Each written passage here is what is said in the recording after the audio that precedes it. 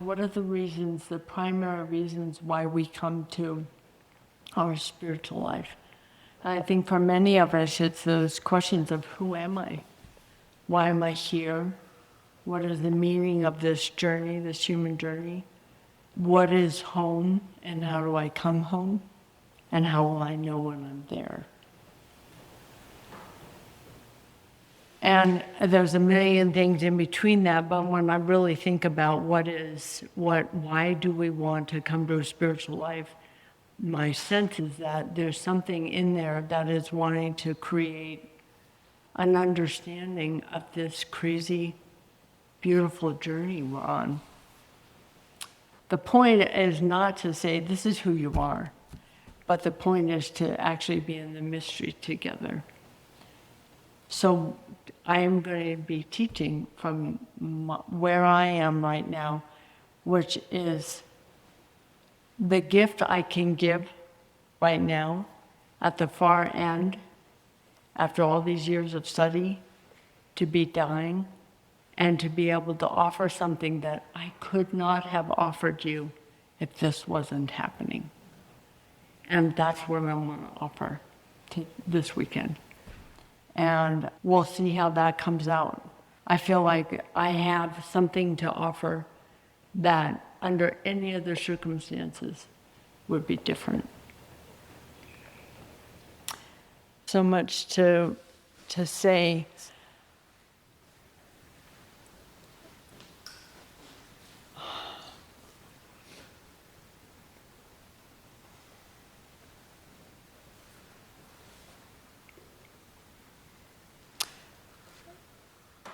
One of the things that I have come into understanding of is that, and I can't say this strongly enough, it is not what you think.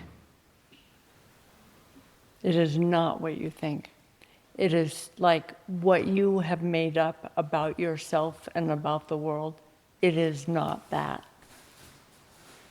And that is so clear to me right now. And I sometimes think that we have to do that process. I know we do. As a human, we have a false reality about reality, a false thinking about it, that we think it is what our overlay of our mind. And it is not that. And there's something that I don't know if I could have known that so clearly until now. But I want to give you a leg up. Because once you get that, just nothing matters in the way that we have made things matter. They don't have the pull. And there's something in my own getting that is so freeing. And it allows me to listen in a way that my ears are clean. Because I'm not constantly getting twisted and pulled back into my story around it. And that what I'm seeing is that life is flow. It's just flow. It is just one big flow. And that things are arising and falling apart, arising and falling apart, arising and falling apart. But it is also that whole circular sense of that home. What I've realized home is that sense of relaxing into that flow that is so beneficent. There is such a flow of love. And that home is this understanding where when I can feel it, I can feel so much humor and laughter at the way we take a moment and solidify it and make it profoundly serious, because as soon as we've done that, it's already flowed way past here. This is done. But we have stayed there and just fucking chewed it to death. And it's like we're already over here. But in this trying to stop the flow, we can't feel home. And home is a sense where there really is a lightheartedness that allows this sense of just meeting this flow and seeing the arising and things falling apart. They fall apart. Everything falls apart. And there's something about the letting it fall apart. I've always taught it as the waterfall, right? Just, it's gone. Oh, we're right there. Oh my God, it's gone. Now and it's gone. And it's something else. And there's something in that about staying super flexible and super here and super like, wow, this is really hard right in this moment. One of the things I've gotten is that we have got to feel what we don't want to feel. We cannot stay home if we are not willing to feel what we don't want to feel. How do we live a life of not regretting? I realize that regret is a way to not feel what we don't want to feel. Even though regret is so damn hard, we think it's easier to feel the regret than it is to feel just the grief, the longing, the sadness, the joy, the bliss, the falling apart. And that one of the things that this process for me is that it has just forced me to feel what I don't want to feel. And it can be excruciating, but it falls apart, right? It might just be, and then if I stay in the flow, that feeling falls apart. Then it arises and then it falls apart. But if I give myself to the feeling without the story of just having it, putting it there and putting it in a box and trying to hold it there, which is what we do, we think that if we feel the thing that is hard to feel, we will not budge from that thing. And we can stay there for a lifetime. You have to work your ass off, and we do. It is amazing to me how committed we get to solidifying life. That's why we don't feel home, because it is so counter to reality and its movement. So there's a flow, and we are just digging our heels in. And there's something about that feeling. We wonder, where is home? And we want the who am I. What we keep trying to do is nail ourselves down instead of saying, I am flow. I am flow. We can handle anything. I know without the shadow of a doubt, you all can handle anything. And when we really get that and we trust ourselves, wow, that is a big, that's the mountain where we become the mountain because we trust ourselves. Anything in life can show itself and we will be okay. Even if you get ALS. I have no need to gather more experience. And that is a huge relief. I don't feel like I need to go and get one more thing done or see one more thing or have a workout, or I love to go out in the woods on my electric bike. That I love so much, and I'm finding a little rub there for me. I can feel the little rub of the weather getting cold, and I can't function. So I can't function when I'm cold, and I can feel the fear of when I can't go out into the woods. And it's and I'm working with that little rub of grasping.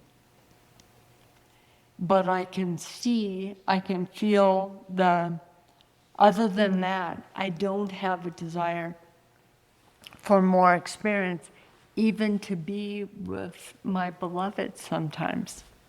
which is like, I just have to let that be part of the journey.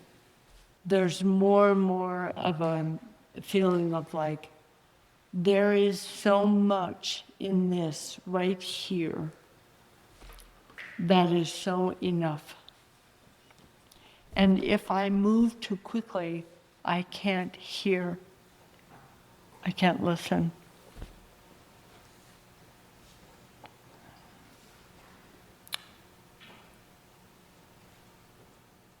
And when I listen, there is a devotion.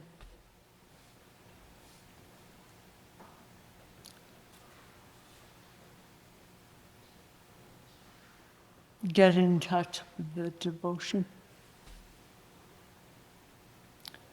I have to let this wave pass.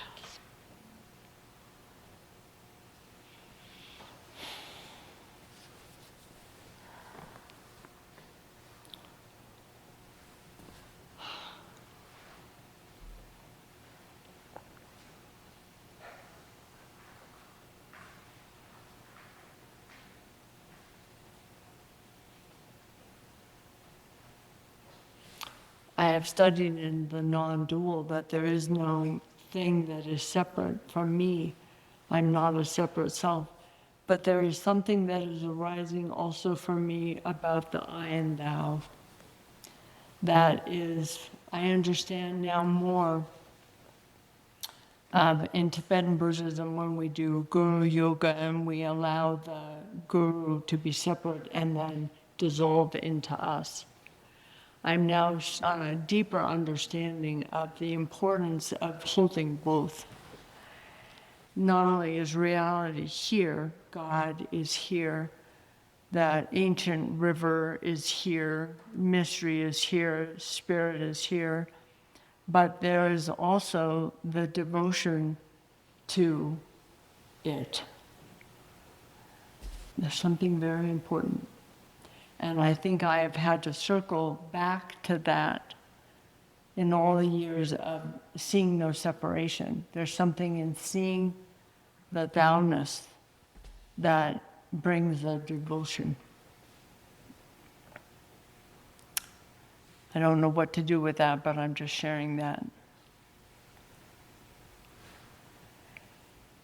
We have to know our mind. Right? We have to know our mind and how it works and not be afraid of it, not get twisted by it. It will always do that thing the mind does. The mind is going to try to get what it wants and get rid of what it doesn't want and try to solidify itself into this little tiny box. And then it will break apart. The less serious we take it, the more quickly it will break apart.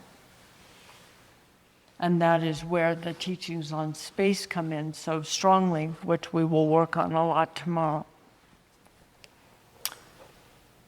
Do you understand first what I mean about we have to know our mind? We did a lot of work around that last November. We talked a lot about what does the mind do so that we can understand it. So when we see it, we go, yeah, that's just the mind. That's what the mind does. Everybody's mind does that. Every human, unless they've had some trauma, does that. And there is not a problem. When we get that, then we can befriend that. And then we aren't so hooked by it. We don't have to keep going back and picking it up and deepening it, tightening the knot. And one of the things we talked about in November last year was that deep spiritual calling that all of us have. You wouldn't be in this room if you didn't have that deep spiritual calling. And that is like this ancient, deep river that is constantly flowing. And we just have to get in the river. And that's what we're going to be touching into this weekend, is that deep ancient river. I just want you to get to know that, to feel it in your bones so you know where to go when you get lost.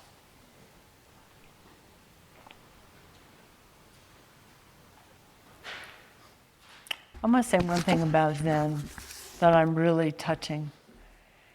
Zen teaches very little.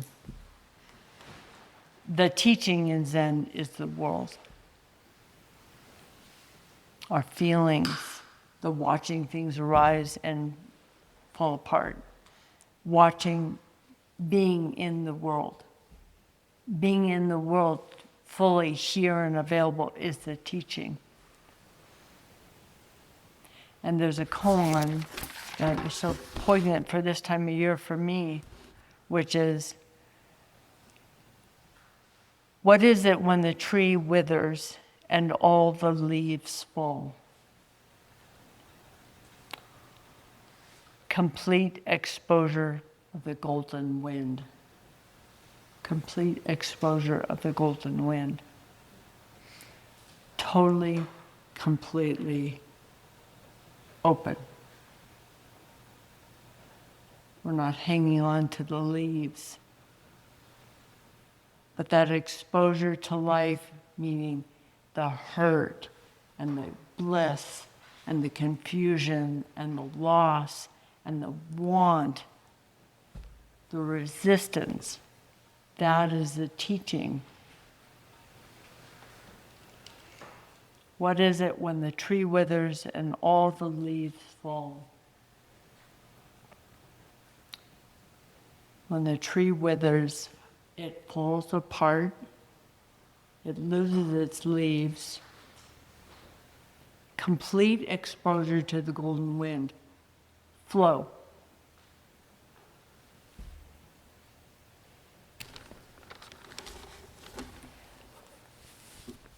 I'm getting that life is a very brief stop between the mysteries.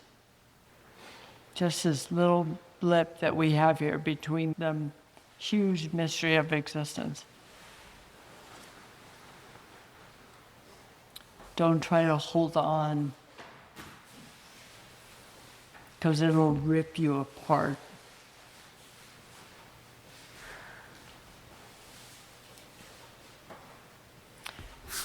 I want to read this quote by Rumi. It's called Float, Trust, and Joy. Muhammad said, "No one looks back and regrets leaving this world." Muhammad said, "No one looks back and regrets leaving this world. What's regretted is how real we thought it was. How much we worried about phenomena and how little we considered what moves through form. Why did I spend my life denying death?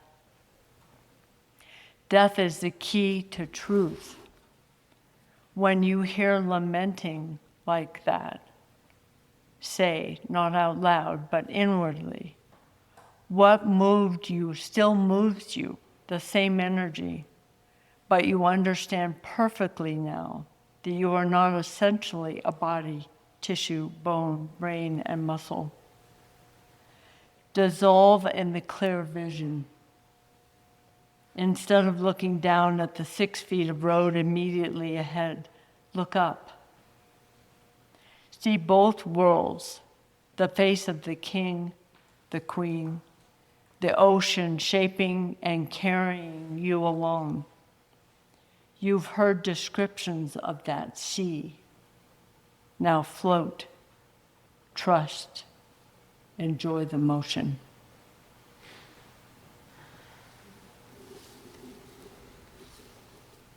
I'm going to read that one paragraph again. What's regretted is how real we thought it was, how much we worried about phenomena, and how little we considered what moves through form.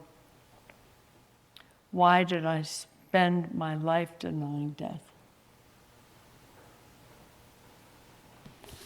That statement is so true when you read about near-death experience. There wasn't a regret about what you didn't do. There was a regret that you actually thought it was all true.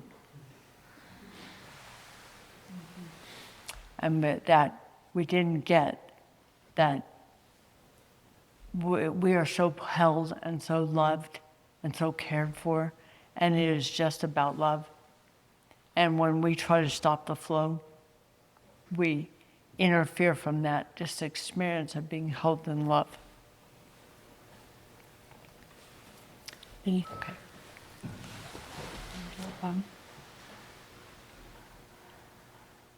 Again, if we can bow together well, we can live our life well. That's why I really push the precision with the bow, is that it might get uncomfortable. Like just dying to just get the bow over with. Sit in that beauty of that. You can feel the space between us, right? You can feel it. That's what we want. Feel that. That everywhere. Everything. That space and that connection, that magnetism is there. Okay. Enjoy. Let's stay in silence.